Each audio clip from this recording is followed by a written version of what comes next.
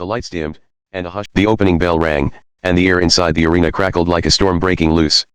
Canelo came forward first, his stance solid, his gloves high, marching like a man ready to enforce his will. The Mexican crowd roared every time he feinted, every time he stepped closer. This was their hero, their warrior, the man they believed could never be dethroned. But then came Crawford's answer, sharp, unexpected, surgical. He didn't retreat, he glided. His jab snapped through the air like a whip, finding its mark on Canelo's forehead. One jab, then another. A rhythm emerged, a rhythm that belonged to him. The crowd murmured. Was this the strategy? The smaller man dictating distance against the bigger champion? Round by round, the chess match unfolded. In the second, Canelo unleashed a furious body attack, digging hooks into Crawford's ribs with thudding violence. Each punch carried the weight of years of experience, each shot meant to drain the challenger's legs. Crawford winced, but only slightly. Then, with eerie calm, he countered an uppercut through the guard, a left hand snapping Canelo's head back. Suddenly, the Mexican superstar wasn't the only one landing clean. By the fourth round, a strange tension filled the arena. Canelo was pressing forward, but Crawford was seeing everything slipping, pivoting, countering with surgical precision. The chance of Mexico. Mexico, battled against the growing gasps of disbelief. Fans expected Crawford to buckle, to fold under the pressure. Instead, he looked as though he was writing a script no one else had read. The fifth round brought fireworks. Canelo cornered Crawford, unleashing a barrage of hooks and uppercuts that rattled the ropes. For a split second, it looked like Crawford might finally break. The crowd surged, smelling blood. But just as quickly, Crawford shifted, rolling under a hook and landing a straight left down the pipe that froze Canelo in place. The crowd fell silent just long enough to feel the shift. Momentum. It was no longer in the hands of the superstar. By the sixth and seventh, Crawford's control became undeniable. His footwork was a masterclass, his punches landing with laser accuracy. Every time Canelo tried to impose his will, he was met with a counter, a reminder that this wasn't just another opponent. This was a man who had mastered the art of adaptation. And yet, the fight was far from over. Canelo's power was still there, lurking like a hammer waiting for its chance to strike. One punch could still change everything. The crowd clung to that hope, their voices rising every time their champion surged forward. But with every round, Crawford's confidence grew. His jab was no longer just a measuring stick, it was a weapon. His combinations began flowing smoother, faster, sharper. He wasn't just surviving, he was thriving.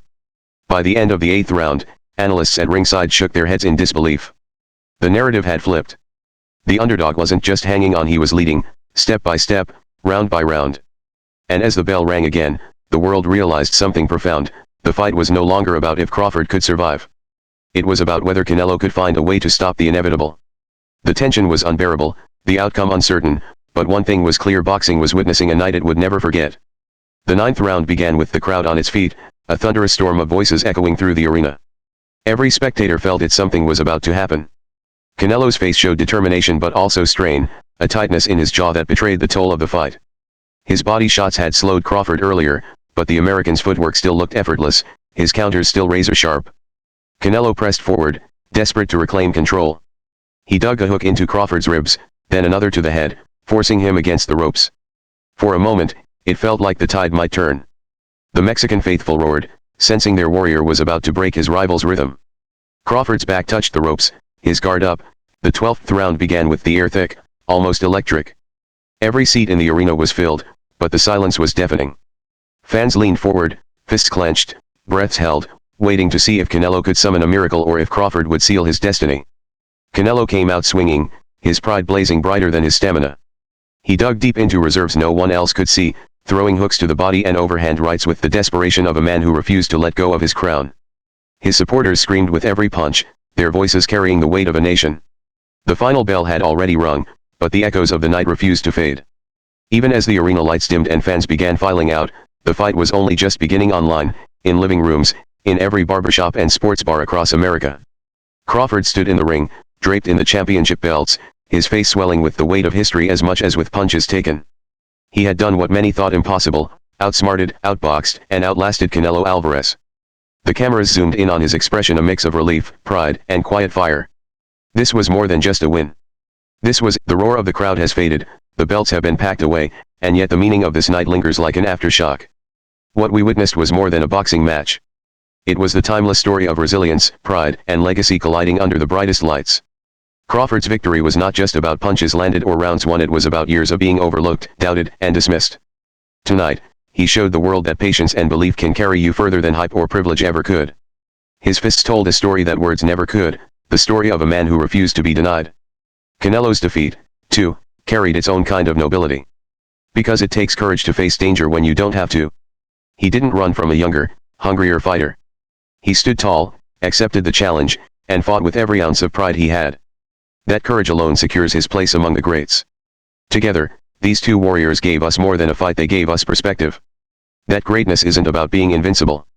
It's about daring to step forward when the odds are against you. It's about writing your name into history, even if history will write it in blood, sweat, and heartbreak. And maybe that's the real legacy of Canelo vs Crawford.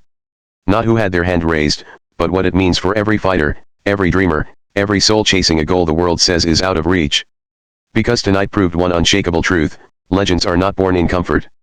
They are forged in fire, tested under pressure, and remembered not for avoiding battles but for daring to fight them. So, as you close this chapter, remember their lesson: fight your battles with courage. Because one day, your struggle could inspire the world.